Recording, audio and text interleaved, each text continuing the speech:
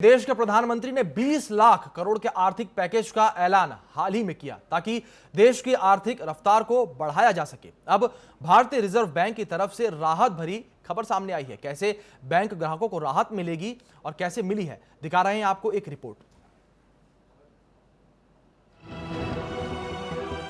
Corona काल में केंद्र सरकार ने आर्थिक पैकेज का ऐलान किया। देश की आर्थिकी को रफ्तार देने की कोशिश हुई, तो इधर लॉकडाउन की मार झेल रही देश की जनता के लिए भारतीय रिजर्व बैंक की तरफ से राहत भरी खबर आई है। आरबीआई ने रेपो रेट में 0.40% की कटौती का ऐलान किया है। इसे 4.4% से घटाकर 4% कर दिया गया है। इस फैसले से आम लोगों की ईएमआई कम हो जाएगी।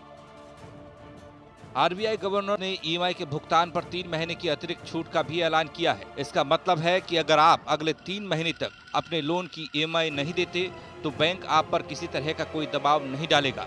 बता दें कि पहले ये छूट मार्च से मई तक दी गई थी। अब ईएमआई भुगतान में छूट को अगस्त तक के लिए बढ़ा दिया गया है। बताते चलें कि लॉकडाउन के दौरान आरबीआई ने रेपो रेट में दूसरी बार कटौती की है।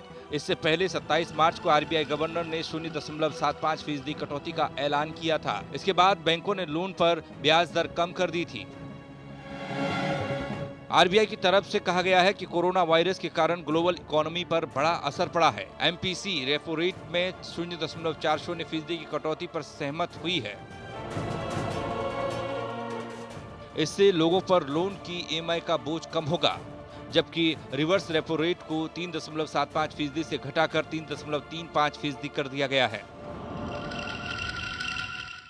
बहरहाल ईएमआई के भुगतान पर 3 महीने की मिली अतिरिक्त छूट किसी बड़ी राहत से कम नहीं है, क्योंकि 3 माह तक बैंक अपने ग्राहक पर किसी भी तरह का दबाव नहीं डाल सकते। इससे ग्राहक को वक्त मिलेगा और ग्राहक अपने और देश की आर्थिकी के बारे में सोच सकता है।